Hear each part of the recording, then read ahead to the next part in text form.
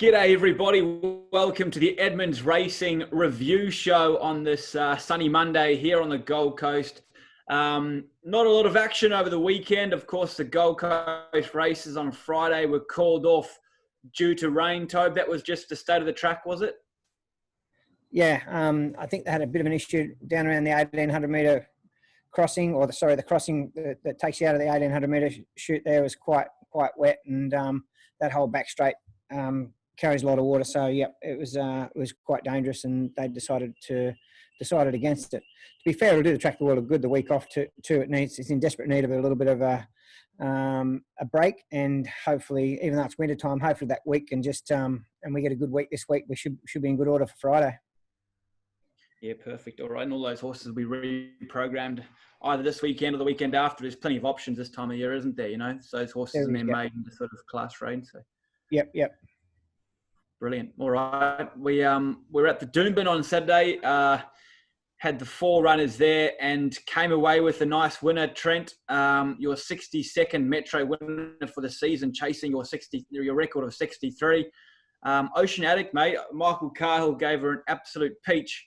But in fairness to her, she's just been building beautifully through the prep, and she hit a race beyond 2,000 metres and a bit of sting out of the track, and she duly delivered.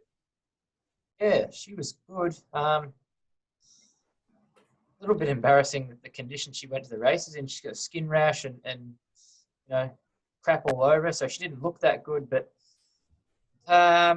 she delivered, jumped out of the gates clean for the first time in a long time, and that was important because we've done a fair bit of work with her through the gates in between runs. Obviously, she had that month between runs. So, number one, it was important to get her somewhat fit, which is a little bit difficult because you can't really overtrain her. She holds no condition. She doesn't eat well whatsoever.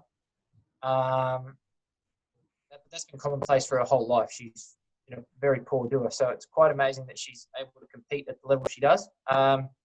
Michael gave her a good ride. Initially, I thought, he's going to go on to lead. He sat through the fence and pretty painless. She didn't win by far, but Little Ocean Park filly in the wet, she got through it and done really well. So very proud of her.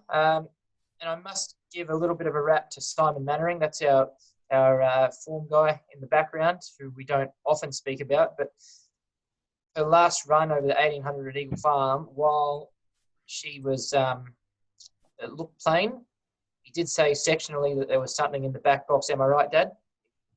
He said that there was a certain sectional there that she ran that showed that she was on the right track and would improve once she got to her right journey, and she did. So that's great. And hopefully now we can go off to the Grafton Cup with her. Very good. Yeah, well, that's a great carnival down in Grafton. It's a rich race too, the Grafton Cup.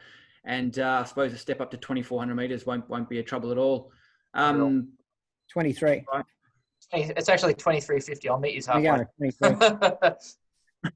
Jeepers. You got to be on your game here, eh? Otherwise you get pulled apart. Monday morning, I'm fresh. Jeepers. Fresh as anything, you guys. Unbelievable. For exactly have a ride this weekend for us? No. I think he is too, isn't he? He's on unconditional. I think he's getting the call up again in town. Is he, eh? Oh, well. I love it.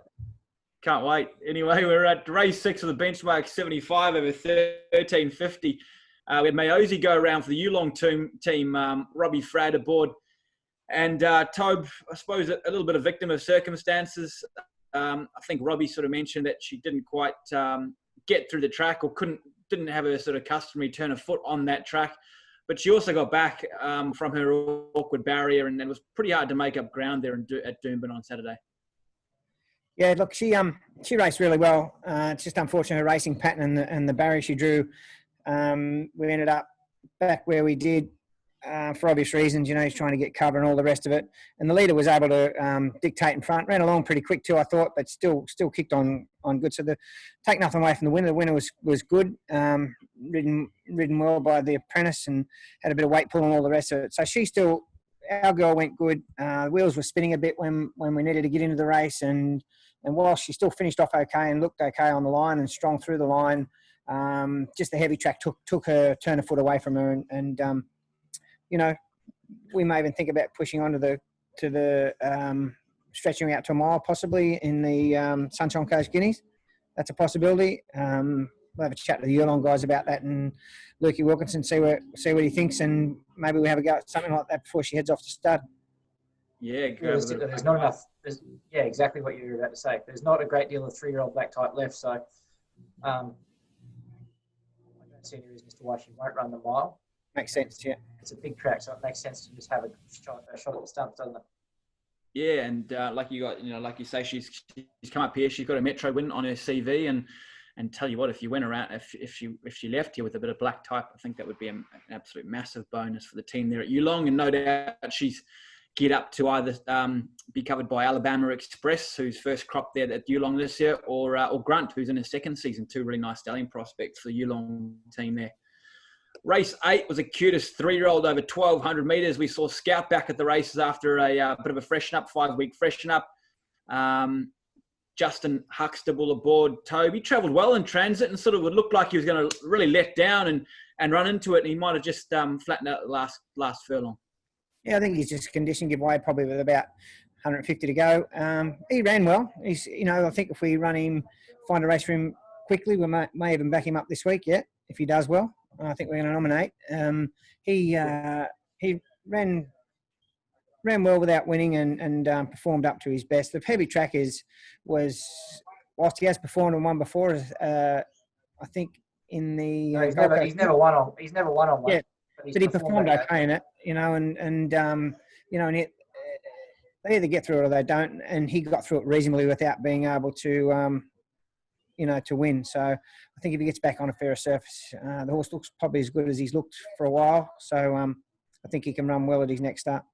I'm keen to back him up on Saturday, straight to 13.50. He's raced good on the backup in the Summer Carnival. We went 3 weeks in a row and he held his form super. So if you're one that follows patterns, look out for him this week to run a hugely improved race again.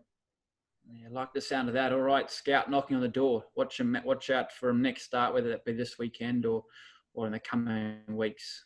Good luck to all the owners there of Scout. All right, race 9 was an open 1,100 metres race. Really tough bunch of sprinters here.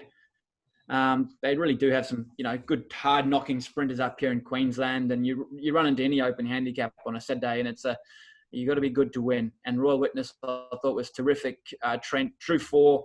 Robbie Frad had him sort of travelling nicely, as he does in his rhythm, and he's a real trier, and he toughed it out and placed. Like I think Toby mentioned last week, he's a good place chance, and he duly delivered there.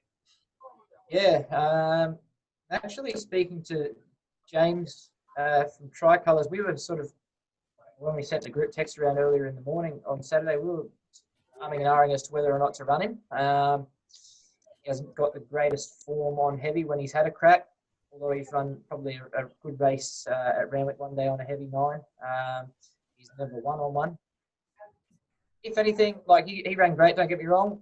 Looking back now, maybe would have been in the horse's best interest to just come back that pair. He was sort of on the fence. He wasn't leading, but he was on the fence and competing. Maybe if he just came back a pair and was third the fence and was able to navigate through, the result may have been different, but certainly can't complain. He's in great form without winning, and I think I mentioned prior to the race, getting him down in the weights was really important for him to show his best. He's not overly big. That was going to be his last run for the prep, but providing he does well, we probably run him over 1,000 metres at Eagle Farm in a fortnight's time. Hopefully he draws soft, back on what should be a fairer track. A less rain affected track, I should say, not fairer. He can knock one over. Yeah, for sure. Good on James Moss and the team giving the horse one more crack up here before he goes for a break. And I think the plan with him is to have him in Sydney through the summer and bring him back up here next winter. He's a horse that really suits those 900 to 1,100 metre races, as we've seen in his care. And he's a little beauty to train, isn't he? He's just a straightforward horse, works well every week and tries his best every Saturday. You can't ask for much more than that. Yeah. All right, guys. Well, thanks very much for your time. I think we just quickly discussed there that obviously they were looking at having owners back at the races soon here in Queensland. So just keep an eye out for that to all our owners. Obviously, with what's happening in Melbourne, there may be a bit of a delay in that, but hopefully soon we'll have owners back at the races, and I'm sure you guys will enjoy that. A little bit more atmosphere at the races when you're winning will be good. Yeah, for sure. Okay. Good on you guys. Have a good week. All the best. You too. Thank you. Bye-bye. See you guys.